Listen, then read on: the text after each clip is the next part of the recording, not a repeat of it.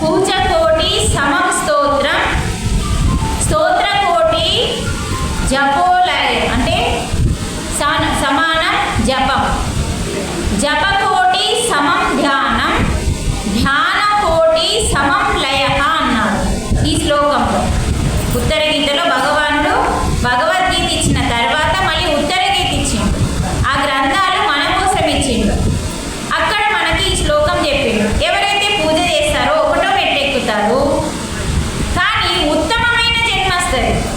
ఏ పూజ చేసినా, ఏ మంత్రం చేసినా, ఏ వ్రతం చేసినా, మీరు ఇంకా ఏమన్నా ఒక్క పొద్దులు ఏమన్నా పూజకు సంబంధించిన ఏమన్నా చేయండి, ఎటన్నా తీర్థయాత్ర తిరిగి సేవ చేసినా, ఇవన్నీ మీకు ఏం చేస్తాయంటే గొప్ప జన్మనిస్తాయి. అంటే ఈ జన్మ కంటే మంచి డబ్బు, మంచి లగ్జరీ లైఫ్, మంచి భర్త, మంచి పిల్లలు, మంచిగా ఉంటుంది. కానీ మోక్షం రాదు. అర్థమైందా?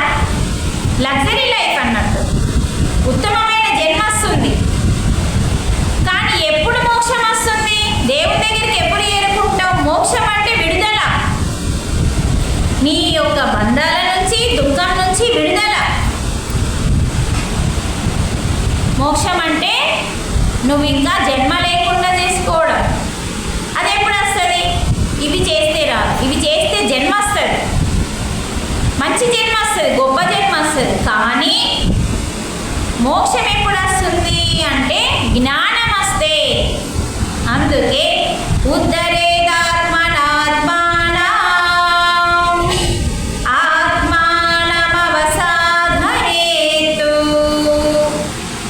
ఆత్మైవ ఆత్మనో బంధుః ఆత్మైవ రిపురాత్మనే అన్నాడు. ఉద్ధరేదాత్మనాత్మానం, నిన్ను నువ్వే ఉద్ధరించుకో. జ్ఞానాబ్ది దగ్ధ కర్మాణం అన్నాడు. ఎవరికైతే జ్ఞానం వస్తుందో మీ పాపాలన్నీ దగ్ధమై బూడిదైపోయిన తర్వాత ఆ జ్ఞానం వల్ల మీకు మోక్షం వస్తుంది. ఏంటా జ్ఞానం?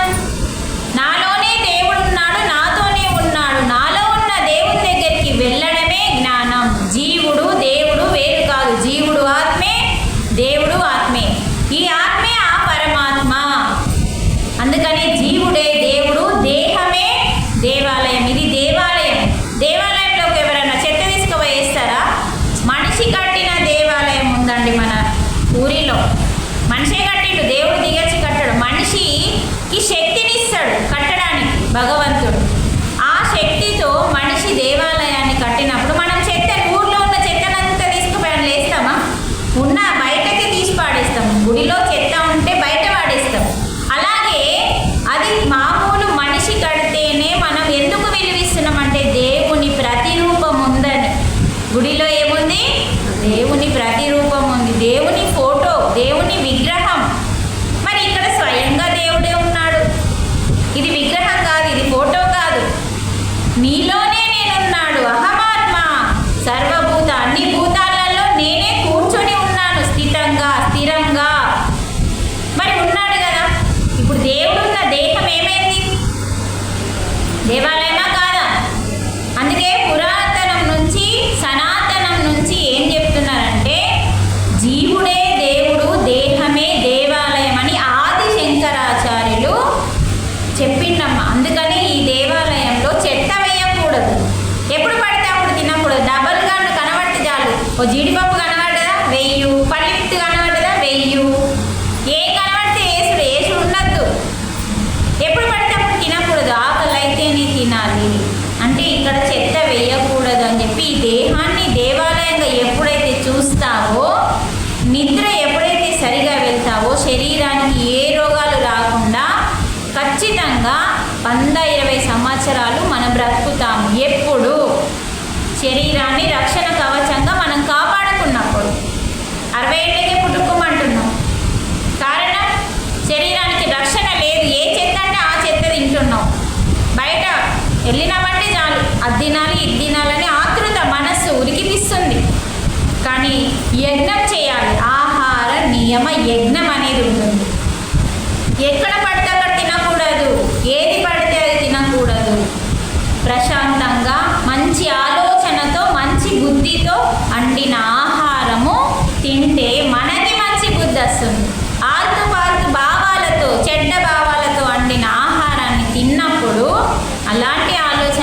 వస్తాయని మనకి వాల్మీకి రామాయణంలో రాశారు.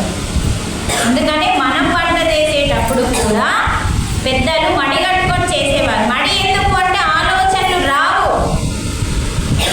ఆలోచనలు రాకుండా కాపాడుతుంది. మడి అంటే తడి బట్ట. ఇప్పుడు మనము ఒకవేళ మా నాయన ఏదైనా ఒక ఎక్క కూర అంటే ఒక 4 అన్నం వండే అన్నాడు అనుకో, ఇక బోళ్ళు ఎగురుతాయి ఇంట్లో. చూడండి, అందరు అలా ఉండరు, కొందరే అంటున్నా, మీరు మాకు దాన్ని తప్పుగా తీసుకోవద్దు.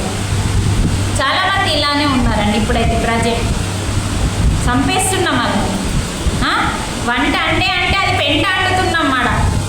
కానీ మన చేతులతో మన మంచి ఆలోచనలతో వంట చేయడం వల్ల మారని మనిషి కూడా మారుతాడు అని చెప్పి రామాయణంలో చెప్పబడింది. అందుకే జనక మహారాజుకి సీతాదేవి దొరికిన తర్వాత, ఆమె పెద్దగా అయిన తర్వాత, నా చేతులతో నా రాజ్యంలో ఉన్న వాళ్ళందరికీ నేను వంట చేస్తానని చెప్పి అమ్మనే వంట చేసేది తెలుసా. ఎందుకంటే ఇక్కడ ఏ ఇంటికైనా భోజనం దొరుకుతుంది.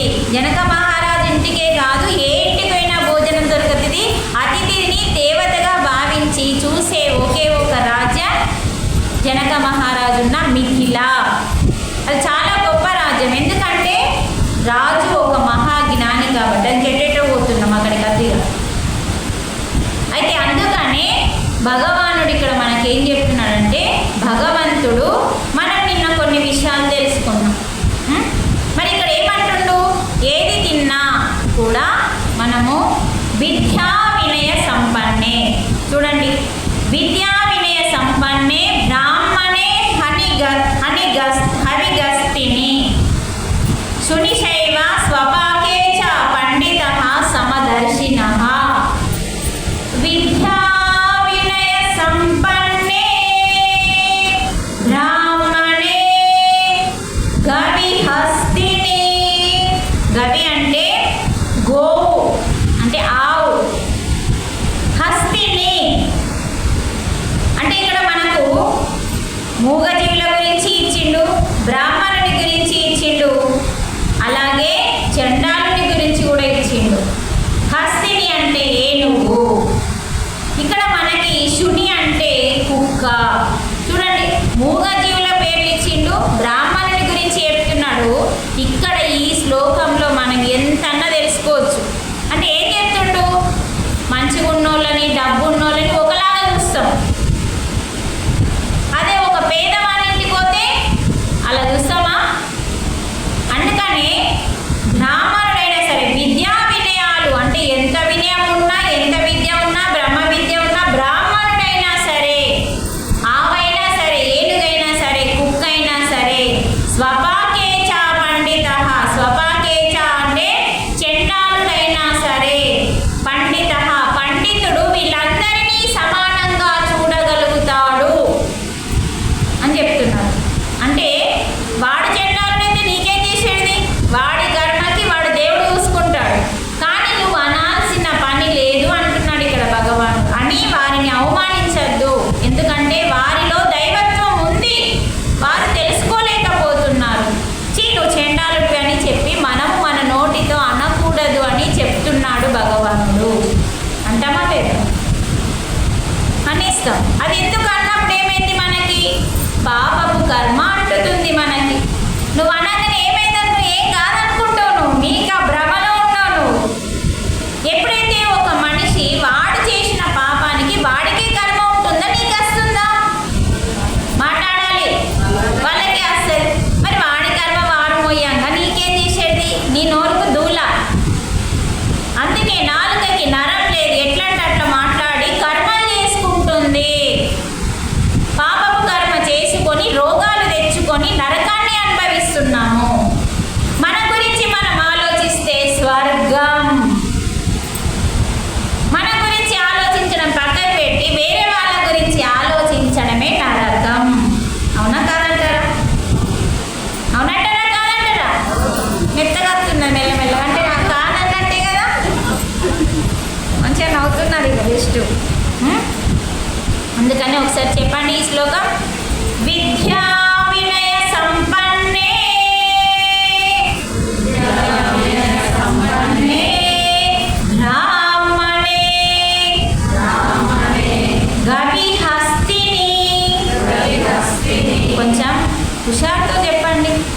ఎంత మంచి శ్లోకాలు ఇవన్నీ.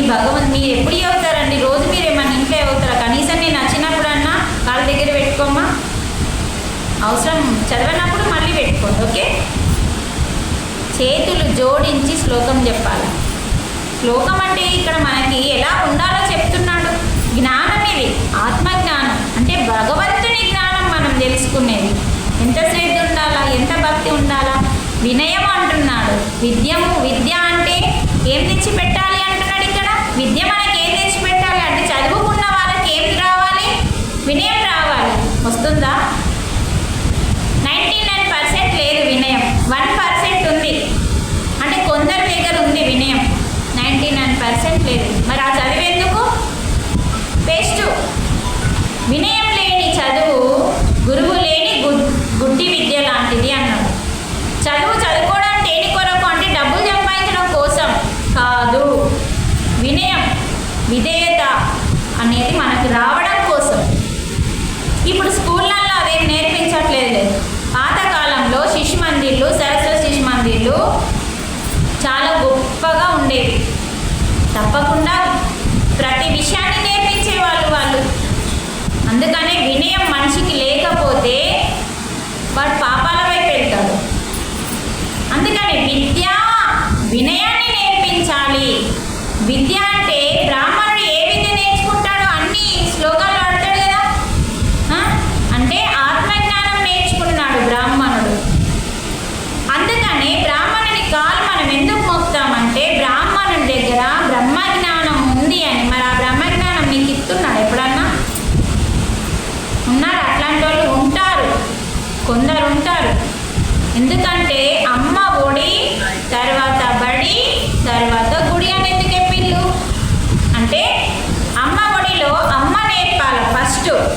5 సంవత్సరాల లోపు ఆ పిల్లనికి ఏబిసిడీలు కాదు నేర్పాల్సింది. ఇప్పుడు అవి చెప్తున్నాం ఏబిసిడీలు. కానీ వానికి ఈ క్షణంలో 5 సంవత్సరాల లోపు తల్లి ఎంతో జ్ఞానాన్ని ఇవ్వచ్చు. ఎందుకంటే వాడు బ్రహ్మ రంధ్రాన్ని ఓపెన్ చేసుకొని ఉంటాడు. ఇలా చెప్పగానే అలా క్యాచ్ చేస్తాడు.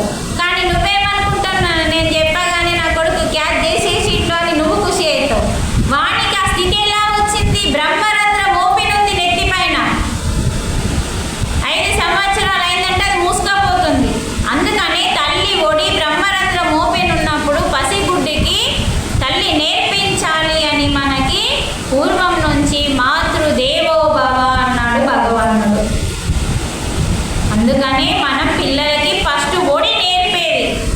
తర్వాత 5 ఏళ్ళు అయిన తర్వాత బడికన్నీ అప్పుడు అలవాటు అయితే అమ్మ అంటే ఏంది, నాన్న అంటే ఏంది, బడి అంటే ఏంది, అన్నం అంటే ఏంది, నీళ్ళు అంటే ఏంది, వాడికి వాడు తినేలాగా నేర్పించాలి. 5 సంవత్సరాలకు వాడికి వాడు ఒక మెతుకుని ఎత్తేలాగా నేర్పించాలి. వాడికి వాడు చెడ్డి వేసుకునేలాగా నేర్పించాలి.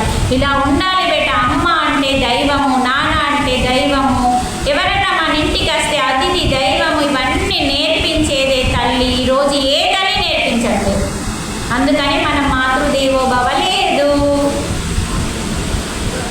కొందరున్నారు మాతృదేవో భవ అంటే నీ బిడ్డ ఆడబిడ్డనా మగబిడ్డనా సక్రమైన మార్గంలో నువ్వు పెంచగలిగినావంటే నువ్వు మాతృదేవో భవ అలా చెప్పిండు. ఆ తర్వాత 5 సంవత్సరాల తర్వాత ఆచార్య దేవో భవ అంటే నీకు అమ్మ కొన్ని నేర్పింది అంతే. తర్వాత నేర్పేవాడు తండ్రి. అంటే స్కూల్కి దింపేవాడు, స్కూల్ నుంచి తీసుకొచ్చేవాడు, స్కూల్కి ఫీజులు కట్టేవాడు, స్కూల్కి బుక్స్ తెచ్చి నీ జీవితానికి జ్ఞానాన్ని, వినయాన్ని, విద్యని నేర్పించేవాడు తండ్రి. కాబట్టి అందుకనే పితృదేవో భవ. తర్వాత ఆచార్య దేవో భవ. ఆచార్య దేవో భవ అంటే అమ్మనే కాదు, నాన్ననే కాదు, పాఠం అంటే జ్ఞానాన్ని నేను ఎలా బతకాలో ఈ సమాజంలో నేర్పే గురువు కూడా దేవుడితో సమానం, దేవుడి అని చెప్పి నేర్పించడానికి ఆచార్య దేవో భవ. గౌరవించమని తల్లి నేర్పాలి. ఒక టీచర్ మనల్ని ఎందుకు కొడుతుండు? కొట్టగానే మనకి కోపం వస్తుంది. ఈ టీచర్ మంచోడు కాదు, చెడ్డోడని తిట్టితే పిల్లలు కూడా ఉన్నారు. తిట్టకూడదు అని మనం ఎలా చెప్పాలంటే విద్య రావడానికి కొడతారు, శిక్షణ ఇస్తారు. అది శిక్ష కాదు, శిక్షణ. పిల్లలకి ఇలాంటి చిన్న చిన్నవి చేయకపోతే వాళ్ళకి చదువు రాదని చెప్పి పూర్వము మనల్ని కొట్టేవారు. వాళ్ళ మీద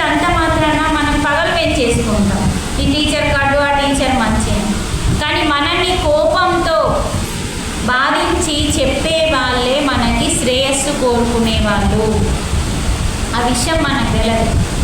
మీ కోపంతో సక్రమంగా లేకపోతే గద్దించి చెప్పేవాళ్ళే సక్రమంగా మనని పెట్టేవాళ్ళు. ఆ తర్వాత అతిథి దేవో భవ అంటే చూడండి, మనకి ఇక్కడ బ్రాహ్మణుని కాళ్ళు ఎందుకు మొక్కుతున్నామంటే బ్రహ్మ జ్ఞానము ఇలాంటి ఆత్మ విద్యని నేర్పేవాడు గుడిలో ఉండమని పెట్టిండు. గుడిలో దేవునికి దీపం పెట్టడం కాదు, గుండెల్లో దీపం పెట్టాలి ప్రజలకి అని చెప్పి బ్రాహ్మణుని సృష్టించిండు. బ్రాహ్మణుడు గొప్పవాడు, క్షత్రియుడు ఆయన కంటే ముందు, వైశ్యులు, శూద్రులు, క్షత్రియులు, బ్రాహ్మణులు ఈ నలుగురు ఉంటారు. అంటే వ్యాపారం చేసేవారు వైశ్యులు, క్షత్రియులకి నడిపించేవారు శూద్రులు, వైశ్యులు వ్యాపారం చేసేవాళ్ళు. తర్వాత క్షత్రియులు అంటే రాజులు, ఆ రాజులకి జ్ఞానాన్ని బోధించేవారు బ్రాహ్మణ్సు. బ్రాహ్మణుడు లేకుండా రాజే పని చేయడు. పూర్వం విశ్వామిత్రుడు లేకుండా, వశిష్ఠుడు లేకుండా రాముడు ఏం చేయలేడు. అప్పుడు ప్రతిదీ వాళ్ళ గురువు యొక్క పర్మిషన్ తీసుకొని ఎలా చేయాలి వారి దగ్గర జ్ఞానం తీసుకొని, ఎందుకంటే వారి దగ్గర ఆత్మజ్ఞానం ఉండేది, వీళ్ళ దగ్గర బలం ఉండేది, శక్తి ఉండేది, వాళ్ళ దగ్గర జ్ఞానం ఉండేది. వీళ్ళు అడిగిన తర్వాత వీళ్ళు ఇలా చెప్తే ఇలా చెయ్యాలని బ్రాహ్మణ్స్ చెప్తేనే ఆ బ్రాహ్మణుడే రాజ్య గురువు అంటారు. మన రాజ్య గురువు చాలా గొప్పవాడు వశిష్ఠుడు. అరుంధతి వశిష్ఠుడు. అరుంధతి గురించి తెలుసా? పెళ్లి రోజు చూపిస్తారు కదా చుక్క, ఆ చుక్క ఏందో మనకు తెలుసా? తెలుసుకుందాం, తప్పకుండా తెలుసుకుందాం. చాలా గొప్ప స్త్రీ కదా, ఆమె గురించి తెలుసుకోకపోతే ఎలా? నేను తెలుసుకుందాం. తర్వాత మనకి బ్రాహ్మణునికి బ్రహ్మజ్ఞానము పొంది మనకి గుడికి వెళ్ళినప్పుడల్లా, ప్రతిరోజు వెళ్ళినప్పుడల్లా బ్రహ్మజ్ఞానము నేర్పుమని బ్రాహ్మణునికి చెప్పిండు భగవానుడు. అందుకని బ్రాహ్మణునికి బ్రహ్మజ్ఞానం ఉందని కాళ్ళు మొక్కుతాం, ఎందుకంటే ఆయనని దేవుడిగా భావిస్తాం. బ్రాహ్మణుడిని ఆయన కాళ్ళు మొక్కుతాం. మరి ఆయన మనకేం బ్రహ్మజ్ఞానం నేర్పించట్లేదు, మన పని మనం చేస్తున్నాం, ఆయన పని ఆయన చేయట్లేదు.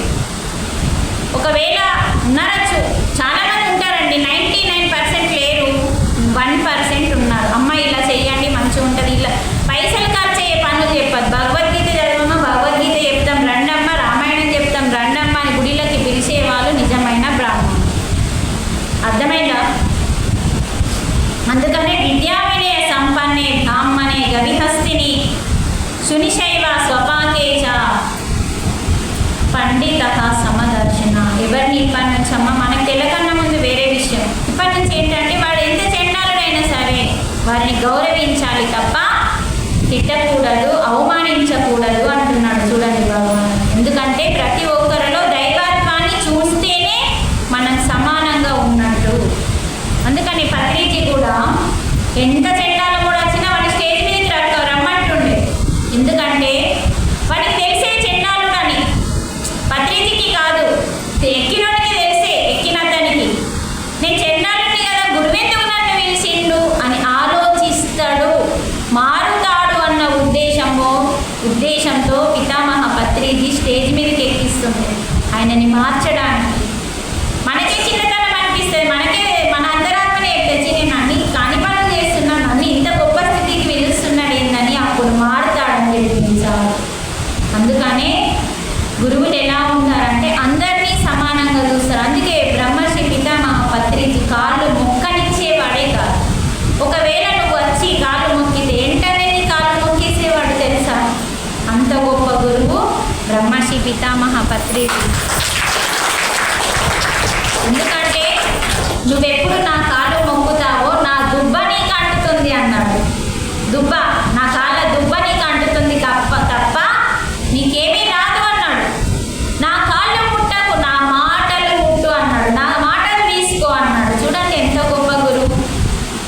మొక్కినామంటే అది రుణం ఉండిపోతుందని చెప్పి చూడండి, మనం ఎవరైనా కాళ్ళు మొక్కితే ఏం చేస్తాం, ఇలా అనుకుంటామా లేదా? కానీ అలా కూడా అన్నాడు, మళ్ళీ అలా కాళ్ళు అంగి మొక్కుతాడు, ఎందుకంటే అది రుణం ఉండిపోతుందని. దానికోసం మళ్ళీ జన్మ. చిన్నదానికి కూడా మీరు ఏమనుకుంటారంటే నీళ్ళు మన ఇంట్లో బోరు మనదే కదా అనుకుంటా నీళ్ళకి పైకి పడతారు రోడ్ల మీద, కానీ దానికోసం మీరు మళ్ళీ జన్మెత్తాలి. నీళ్ళని వృధా చేస్తున్నారు, మీకు అర్థమైతలేదు. ఒకప్పుడు నీళ్ళని చేతికొచ్చి అలుపుతం చేయాలంటే ఎంతో కష్టం ఉండే, అందుకని నీళ్ళని గౌరవించేవారు, నీళ్ళని ఎప్పుడు ఎక్కువగా పారబోసే వాళ్ళు కాదు. అందుకనే నీళ్ళు ఈరోజు మన దగ్గర ఉన్నాయని మనం విడిగా పైపులు పట్టి పారబోస్తుంటే నీరు వృధా అవుతుంది. మనము మట్టి నీళ్ళు లేదేమన్నా సిమెంట్ నీళ్ళ మీద కడుగుతున్నాం. మట్టి నీళ్ళ ఉంటే పెండ నీళ్ళు చల్లి పిండితో ముగ్గేసినప్పుడు అది మనకి కాపాడుతుంది, బ్యాక్టీరియా నుంచి నాశనం కాకుండా కాపాడుతుంది. అది అవసరం. అందుకని మనకి ఇక్కడ బ్రాహ్మణుడు చాలా ఇంపార్టెంట్. తల్లి, తండ్రి, ఆచార్యుడు, అలాగే అంటే ఆచార్యుడు అంటే గురువు, అతిథి. అందుకనే బ్రాహ్మణుడైనా సరే చండాలుడైనా సరే, బ్రాహ్మణుడు రాగానే పూజలు చేసే బ్రాహ్మణుడు వస్తుండు నమస్కారం అంటాం. చండాలుడు వస్తే చి జరుగురా అంటాం. అంటామా లేదా? ఆది శంకరాచార్యుడు కూడా అదే చేసిండు. అంటే కాటి కాపెర నుంచి శివుడే స్వయంగా వస్తాడు. చూసినాగా సినిమా. ఆది శంకరాచార్యుడు గ్రహించలేకపోయిండు శివుణ్ణి. అంత గొప్ప జ్ఞాని అవి ఉండి కూడా, అంటే భగవంతుడు ఏ చండాలుని రూపంలో వస్తాడో కూడా తెలియదు, ఏ జీవి రూపంలో వస్తాడో కూడా తెలియదండి. సూక్ష్మంగా వస్తారు వాళ్ళు, పెద్దవాళ్ళు, గొప్పలు. అందుకని శివుడు సాక్షాత్తు కాటి కాపర అతనిలాగా వచ్చాడు ఆదిశంకరుని ముందరికి. వాసన వస్తుంది, పక్కకు అన్నాడు. దేన్ని పక్కకు పెట్టాలా? కాలిపోయే ఈ బొంతని పక్కకు పెట్టన్నా, దగదగా మండే ఆత్మని పక్కకు పెట్టన్నా అని ప్రశ్నేసిండు. అప్పుడు విన్నర్ అయిపోయిండు, ఇలా అయిపోయిండు ఆదిశంకరాచార్యుడు. అప్పుడు సాష్టాంగ నమస్కారం చేసి ప్రదక్షిణ చేసిండు. శివుడు అని ఫస్ట్ గుర్తించలే. అందుకే చండాలుని రూపంలో కూడా భగవంతుడు వస్తాడు. ఎందుకంటే తనలో కూడా పరమాత్మ ఉన్నాడని ఈ శ్లోకం మనకు చెప్తుంది. చూడండి, భగవద్గీత ఒక్క శ్లోకమే మనం ఎంతసేపు నుంచి చెప్పుకుంటున్నామండి. మరి భగవద్గీత ఒక్క శ్లోకంలోనే ఎంతో జ్ఞానం ఉంటే, అందుకే మనం మారడానికి ఒక శ్లోకం చాలు అన్నాడు ఆ పెద్దాయన.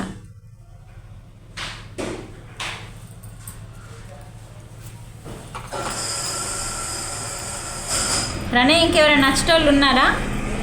చూయించన్నా. అయితే మనకి మెడిటేషన్ చేస్తే, మీరు ముందుకు జరగండి అమ్మా. మెడిటేషన్ చేస్తే ఇది ఆన్ ఎవరు చేస్తారు? వాళ్ళు ఎటు వేయండు పిల్లవండి. కరెంట్తో పని లేదు మనకి, అందుకే అది పోతానే మేము ఇట్లా ప్లాన్ చేసుకున్నాం. ఓల తెలివితో నాలుగు చేయబడుతుంది.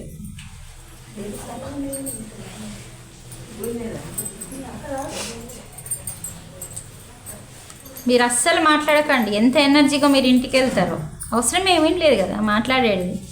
ఎంత మీరు నోరు మూసుకొని కూర్చుంటారో అంత శక్తి మనలోనే ఉంటుందమ్మా. మాట్లాడిన కొద్దీ పోతుంది, ఆలోచించిన కొద్దీ పోతుంది.